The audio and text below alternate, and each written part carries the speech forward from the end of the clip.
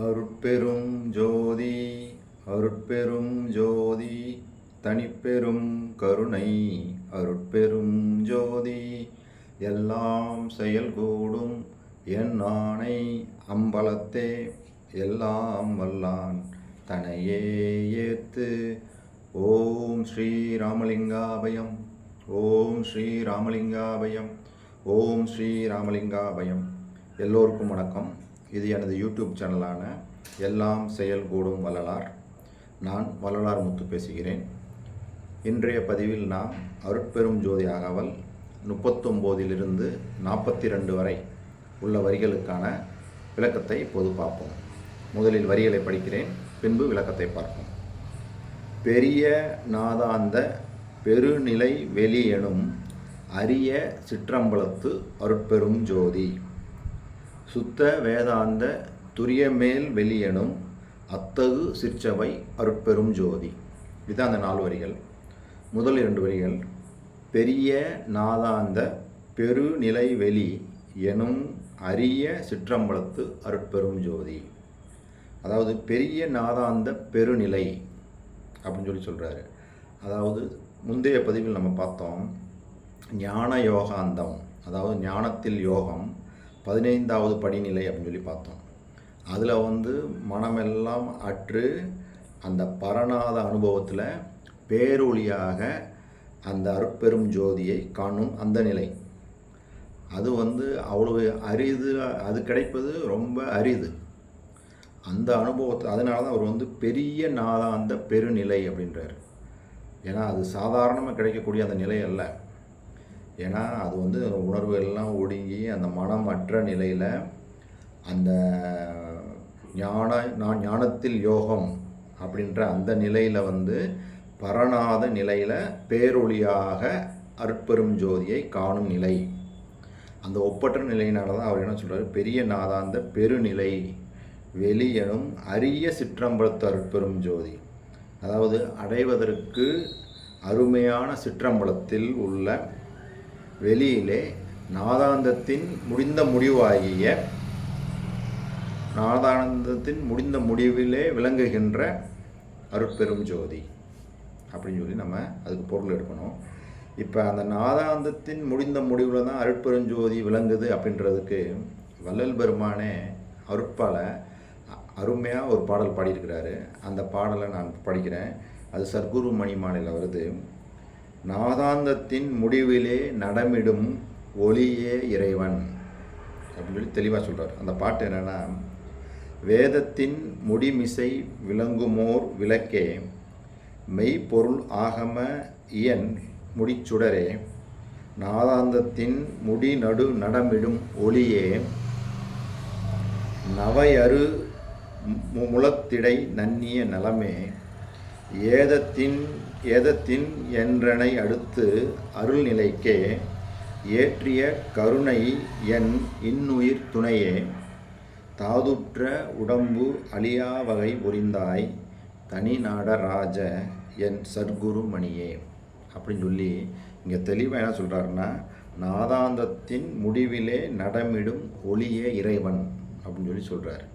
So இப்போ நம்ம இந்த 2 வரிகளுக்கான விளக்கம் அந்த 15வது அந்த பரநிலை அனுபவம், அந்த 15வது ஞானத்தில் யோகம் என்று சொல்லக்கூடிய பரநாத அனுபவத்தில் பேரொளியாக விளங்கக்கூடிய ஒளியாக அந்த இறைவன் காட்சி கொடுக்குறான்.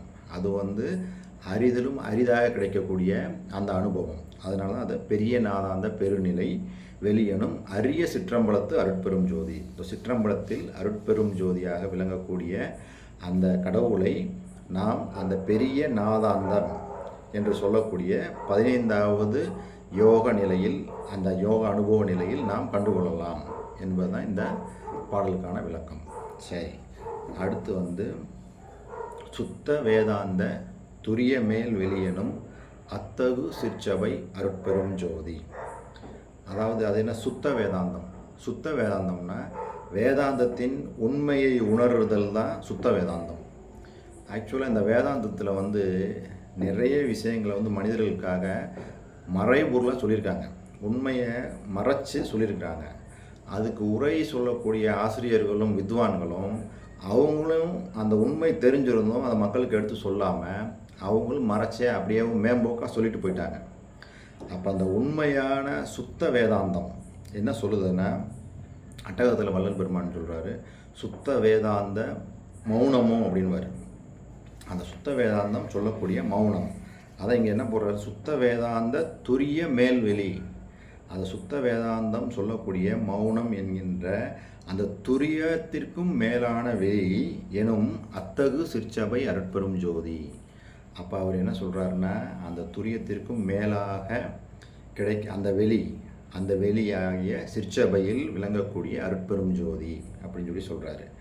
இப்போ இந்த சுத்த வேதாந்தத்தில் தான் அந்த துரியம்னா நம்ம என்னென்னு தெரிஞ்சுக்கிறோம். துரியம்னா நம்ம ஏற்கனவே பார்த்துருக்கோம், சாதாரண இந்த இயல்பு நிலையில் இருக்கக்கூடிய இந்த விழிப்பு நிலை. அதுக்கப்புறம் நம்ம தூங்க போகிறோம், அப்போ உறக்க நிலை. தூக்கத்தில் கனவு நிலை. ஒரு மனிதன் இந்த 3 விதமான நிலைகளில் தான் மாறி மாறி வருவான்.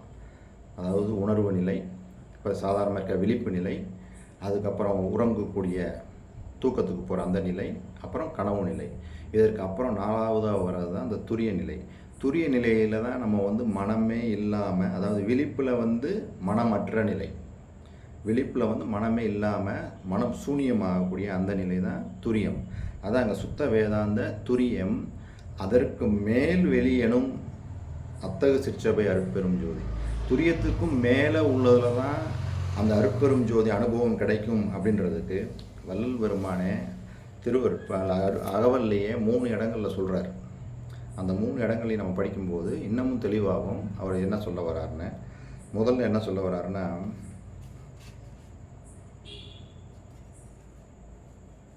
துரியமும் கடந்த சுகபூரணம் தரும் அரிய சிற்றம்பலத்து அருட்பெரும் ஜோதி. கிளீனாக சொல்லியிருக்காரா? துரியமும் கடந்த சுகபூரணம் தரும் அரிய சிற்றம்பலத்து அருட்பெரும் ஜோதி. இது முதல் இடத்துல. அடுத்து இன்னொரு இடத்துல என்ன சொல்லுவார் அப்படின்னா,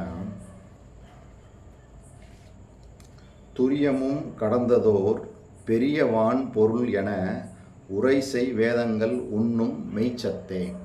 அதாவது துரியமும் கடந்ததோர் பெரியவான் பொருள் என உரைசை வேதங்கள் உண்ணும் மெய்ச்சத்தே. இங்கே என்ன போகிறாரு, சுத்த வேதாந்த துரிய மேல்வெளி எனும் அத்தகு சிற்சபை அருட்பெரும் ஜோதி.